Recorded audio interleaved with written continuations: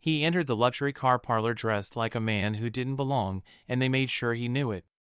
He had been laughed at, swept aside, kicked out without so much as a glance, but the next day he came back in a helicopter with his millionaire son. And what followed wasn't just revenge, it was a master class in humility. This is the true story of how one man, judged by his looks, turned an entire dealership upside down and left behind a lesson they'll never forget. Before we get back to that, I'd love to know where you're watching this video from today, and if you like these stories, make sure you subscribe because tomorrow's special episode is one you definitely don't want to miss. The glass doors of the luxury car dealership slid open with a soft hiss. Inside, polished floors gleamed under designer lighting, and million-dollar cars rested like royalty on display. A few well-dressed clients sipped espresso while salesmen floated around them like sharks in tailored suits. Then he walked in. An elderly man, wrinkled face, silver hair neatly combed back. He wore an old brown jacket, faded jeans, and worn-out shoes. He didn't look homeless, but he definitely didn't fit in. One of the younger salesmen glanced at him, smirked, and nudged his colleague. "Looks like someone's lost," he muttered under his breath. The other one chuckled. "Maybe he's here to clean the floors." The old man slowly walked over to a sleek black Lamborghini and gently ran his hand across the hood. Another salesman approached him, fake smile plastered on. "Sir, I think you might be in the wrong place," he said, eyes scanning the man's clothes. "These vehicles aren't exactly window shopping material." The old man looked at him calmly. "I know exactly where I am," he said. "I'm here to ask a few questions about this model." The salesman's smile faded. "Unless you're planning to buy something, I'm afraid we're a little busy today." A few of the others laughed. The man paused for a moment, nodded, then quietly turned and walked toward the door. No shouting. No arguing. Just silence. As he left, one of the salesmen called out, "Next time try the used car lot down the street." More laughter followed. But none of them noticed the small, knowing smile on the old man's face as the doors closed behind him. The next morning, the dealership was running like clockwork. Coffee brewed, jazz played softly, and the sales team joked about the floor cleaner guy from the day before. "Maybe today he'll bring a shopping cart," one of them laughed. But at 10:17 a.m., something unusual happened. A low rumble began to build in the distance. At first, no one paid attention, just another truck on the highway, they thought. But then the sound grew louder.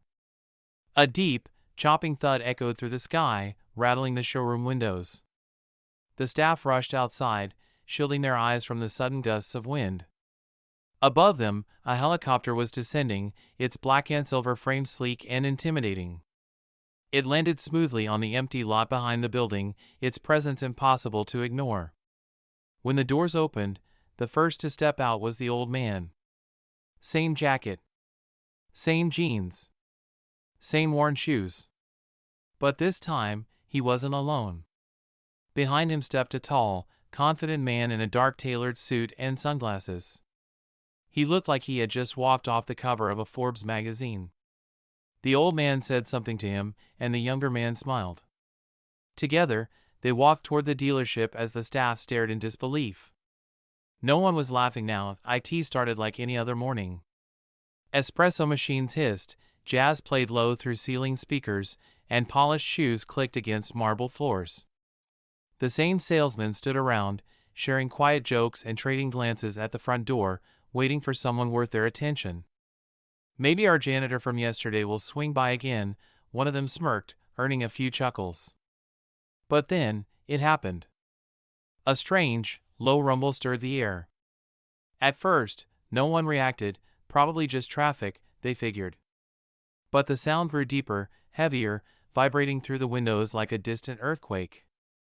One of the customers paused mid-sip. "What is that?" The manager stepped out from his glass office. "Did anyone schedule a delivery today?" The rumble grew louder. People walked to the showroom windows. Someone pointed toward the sky. Over the horizon, slicing through the clouds, came a helicopter, sleek, black, unmistakably expensive. As it descended toward the dealership's rear lot, dust and leaves flew in all directions.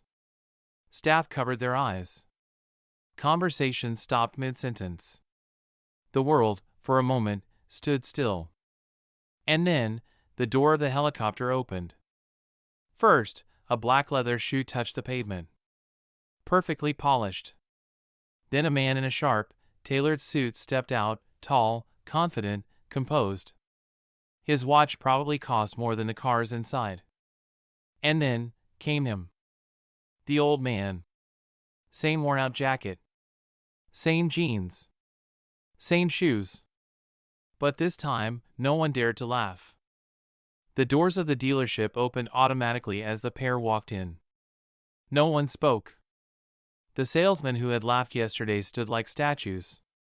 One of them reached for a tablet, pretending to check inventory, hands visibly shaking.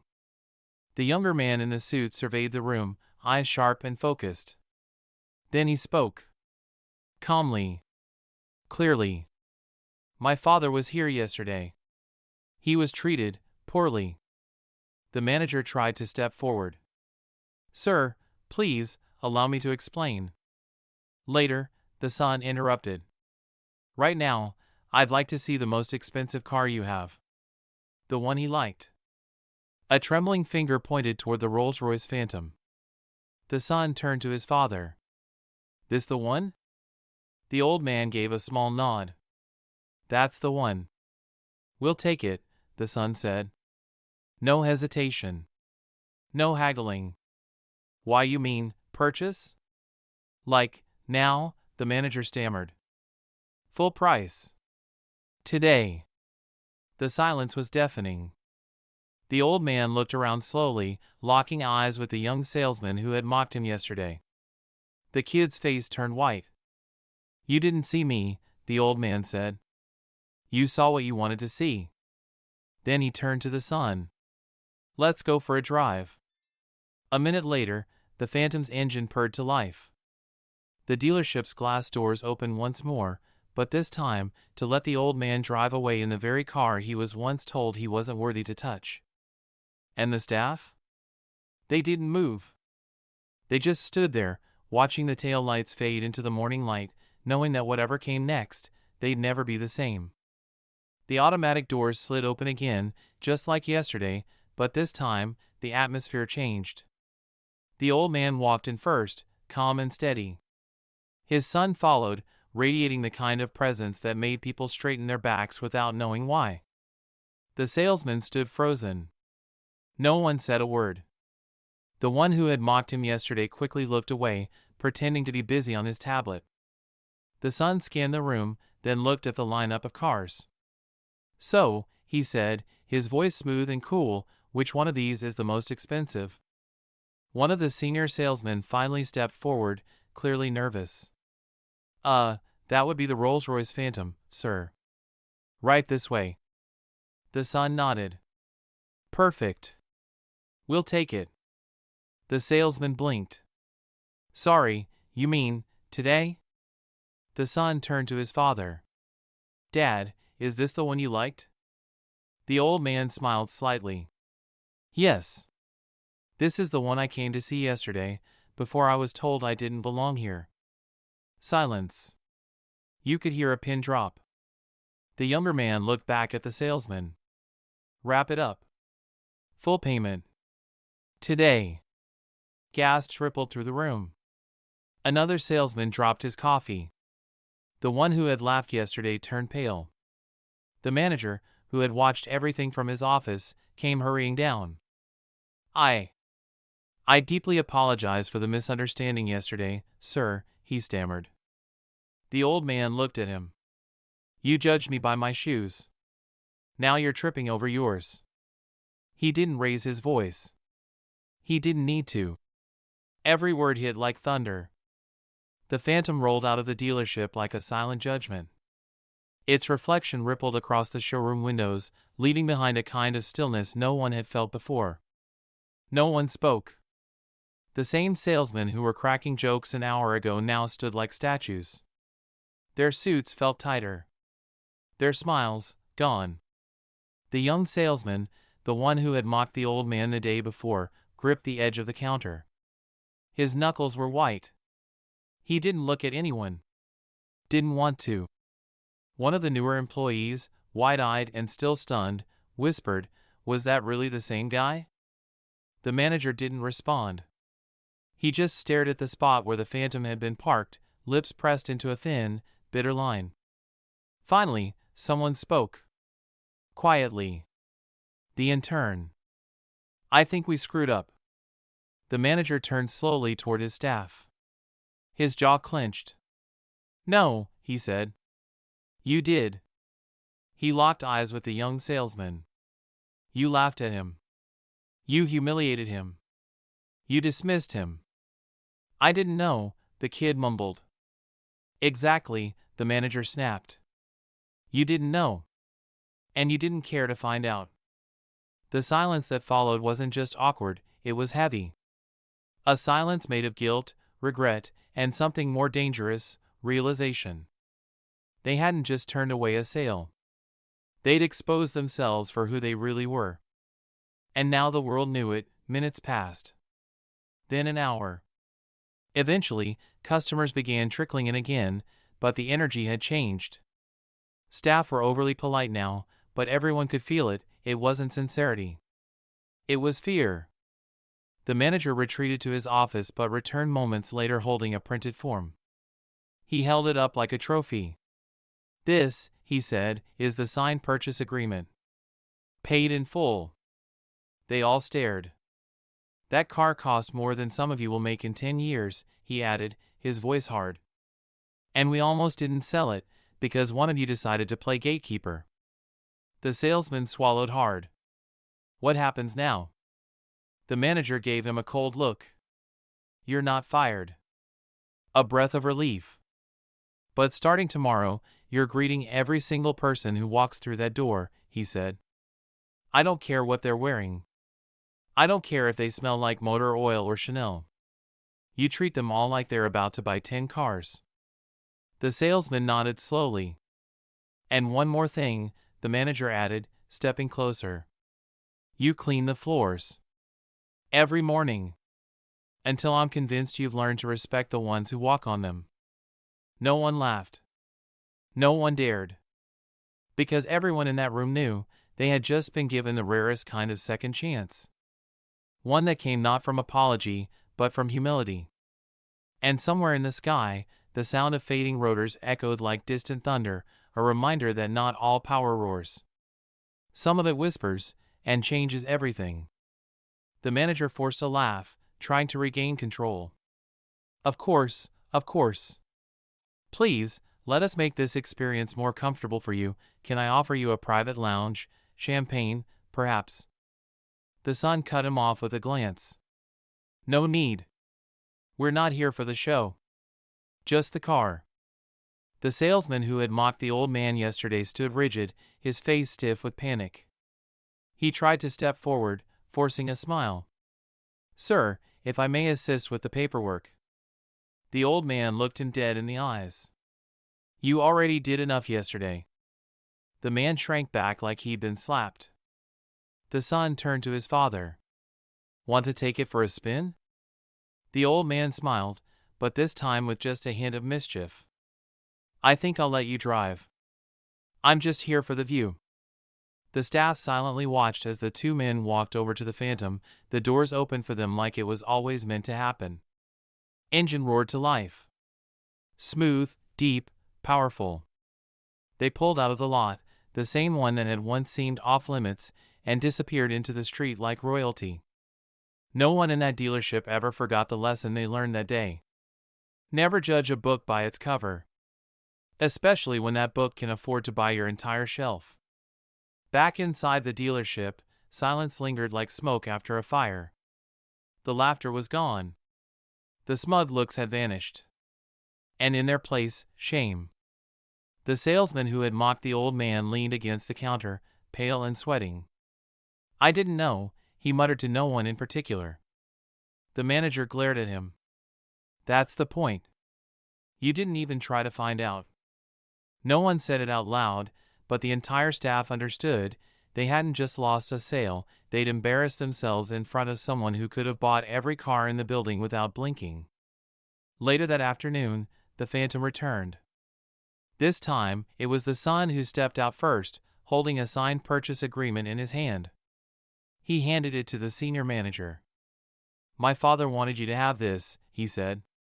"Not just the sale, but a message." The manager took the paper with trembling hands. "What message?" The son smiled faintly. "Kindness is free. But disrespect? That'll cost you." He turned and got back into the car. The engine purred, then faded into the distance once again. And in the minds of every person in that dealership, one face remained. The quiet old man in worn-out shoes, who left in a Rolls-Royce. That evening, long after the doors were locked and the lights dimmed, the staff held an unscheduled meeting. No one laughed. No one checked their phones. The atmosphere was different now, heavier, quieter. The manager stood at the front, holding the signed agreement like a piece of evidence. "Today we had a chance to make a sale and earn a loyal customer," he said. "Instead, we made assumptions. Ugly ones." He looked directly at the younger salesman, the one who had laughed the loudest. "You mocked a man based on his shoes. You never asked his name, never offered help, never showed respect. That man had more grace than all of us combined." The salesman stared at the floor. "I screwed up," he mumbled. "Badly." The manager nodded. "You're not fired. But you're learning, from the ground up. Starting tomorrow, you'll be cleaning the floors, greeting everyone who walks through those doors, and remembering this: in this place, we sell more than cars. We sell experience. Dignity. Class." No one argued. Because deep down, they all knew, the old man had taught them more in 5 minutes than any training ever could. And somewhere, high above the city, a helicopter passed silently through the clouds, carrying 2 men who needed no revenge, no applause. Just the satisfaction of knowing they'd turned a moment of disrespect into a story no one would ever forget. Weeks passed. The dealership tried to return to normal, but something had changed. The laughter was softer now, more cautious. Every customer, no matter how they looked or dressed, was treated with a new kind of attentiveness, genuine, not forced. And yet, the story of the old man and the helicopter spread far beyond the glass walls of the showroom. Other dealerships heard about it. Clients whispered it over dinner parties. A local journalist even picked up the story, publishing an article titled, "Dignity in Disguise: The Day a Millionaire Taught a Lesson in Humility." It went viral overnight. The dealership's reputation was suddenly under a microscope. Some people came just to see if the story was real. Others came because they were tired of being judged by appearances, and now they knew where they might finally be seen as people, not wallets.